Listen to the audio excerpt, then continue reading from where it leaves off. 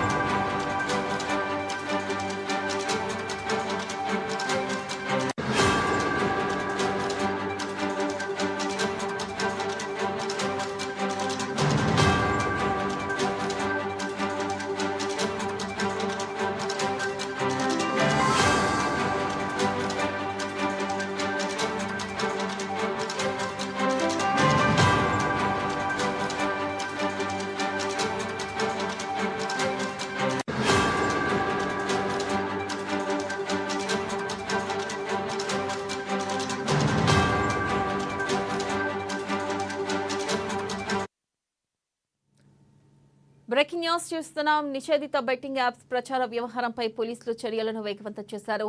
Betting app sites పై ప్రచారంపై మియాపూర్కు చెందిన వ్యాపారి ఫణీంద్ర శర్మ ఇచ్చిన ఫిర్యాదు మేరకు మియాపూర్ పోలీసులు ఎఫ్ఐఆర్ను నమోదు చేశారు. సామాజిక మాధ్యమాల్లో ఆన్లైన్ బెట్టింగ్ యాప్లకు ప్రచారం చేసిన కేసులో విష్ణుప్రియ, రీతు చౌదరిని పోలీసులు సుదీర్ఘంగా విచారించారు. విష్ణుప్రియని దాదాపు 10 గంటల పాటు, రీతు చౌదరిని 6 గంటలకు పైగా విచారించారు. తొలుత ఇద్దరిని వేర్వేరుగా, ఆ తర్వాత కలిపి ప్రశ్నించారు.